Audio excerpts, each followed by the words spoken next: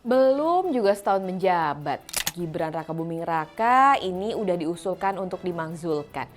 Bukan oleh politisi ya, tapi oleh para purnawirawan TNI.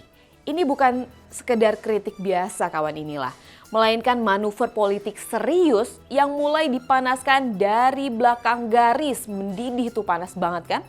Saya Dilhantika, inilah Jurnalistik.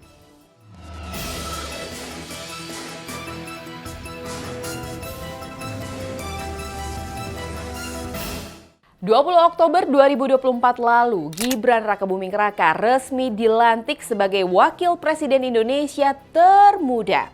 Namanya melambung tinggi nih bersama Pak Prabowo Subianto.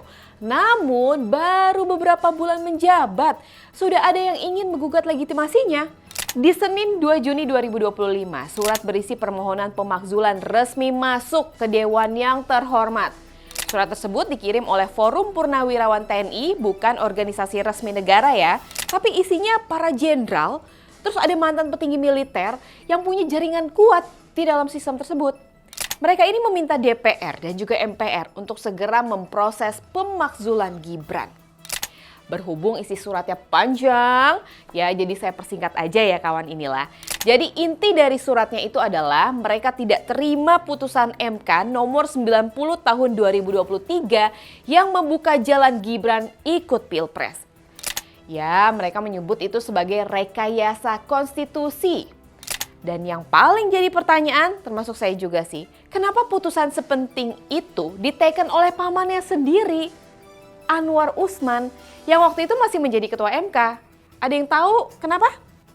Ih, masa nggak tahu, pura-pura lupa ya? Ya ini pamannya. Sekretaris Jenderal DPR, Indra Iskandar ini menyebut pihaknya sudah menerima surat dari Forum Purnawirawan Prajurit TNI mengenai usulan pemakzulan terhadap Wakil Presiden Gibran Rakabuming Raka. Terus kalau ke pimpinan MPR udah terima apa belum ya? Nah loh, ada yang menyaring nih. Atau politik di balik meja mulai bermain nih. Sudah ada bisikan-bisikan di atas meja makan kali ya. Secara konstitusi, wakil presiden hanya bisa dimakzulkan jika terbukti melanggar hukum secara serius. Misalnya korupsi, ya walaupun kayaknya kalau emang benar korupsi juga akan ada, ya gitulah ya. Terus berkhianat atau tindakan kejahatan yang berat. Tapi surat ini bisa jadi bukan tentang hukum, melainkan sinyal politik bahwa Gibran masih dipandang simbol dinasti yang dianggap cacat dari awal. Partai yang dulunya satu gerbong aja, tahu kan siapa? Iya betul, Partai Banteng, Partai PDIP, bahkan kasih apresiasi loh soal surat dari Purnawirawan TNI ini.